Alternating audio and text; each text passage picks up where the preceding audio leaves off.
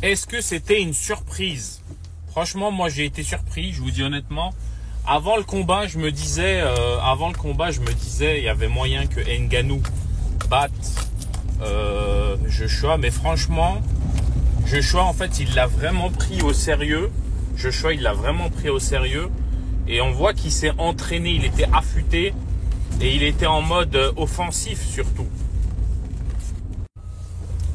Je pense que Ngannou, il avait profité de la surprise face à Fury, parce que Fury, je pense qu'il l'avait pas pris au sérieux. Il est arrivé mal préparé, etc. Je pense qu'au contraire, Ngannou, il était vraiment bien préparé contre Fury. Et en fait, du coup, il l'a surpris, en fait. Vous voyez ce que je veux dire? Alors que là, on voit que Joshua, il était ultra bien préparé. Il était affûté. Et surtout, il avait profité du fait que... qu'il avait vu Ngannou versus Fury. Et il l'a pas pris à la légère, en fait. Il l'a pas pris à la légère. Et du coup, il a pu dérouler son style, en fait.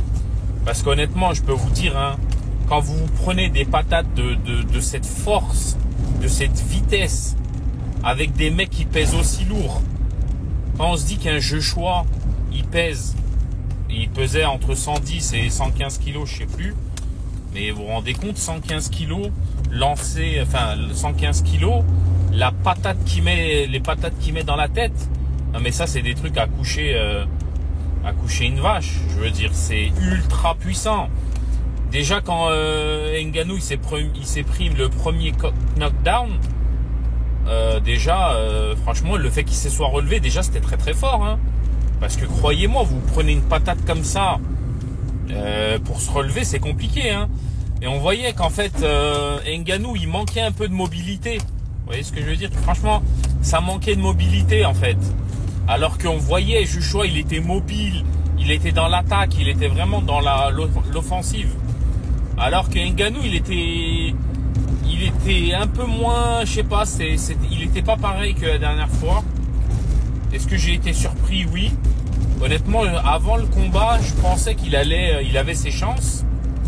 Après début de combat, j'ai vu la lacune en fait. Il y avait trop de lacunes. Et en fait, ce qui devait arriver arriva.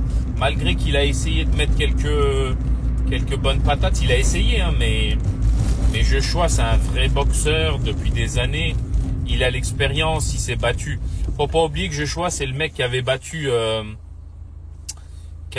l'Ukrainien. Vous savez qui c'est? C'est lui qui l'avait battu. Oubliez pas, quand il était un peu à son prime.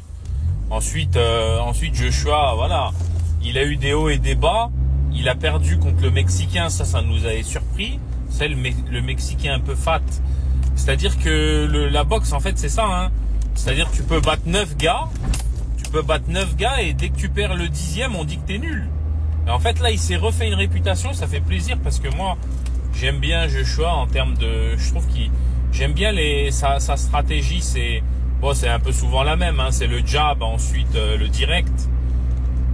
Mais là, c'est ce qu'il a fait à Ngannou, hein. C'est jab, direct. Ça fait un peu penser... c'est des stratégies assez classiques, assez efficaces. Franchement, en tout cas, voilà, c'était un bon match. Est-ce que vous en avez profité? Qu'est-ce que vous en avez pensé, vous?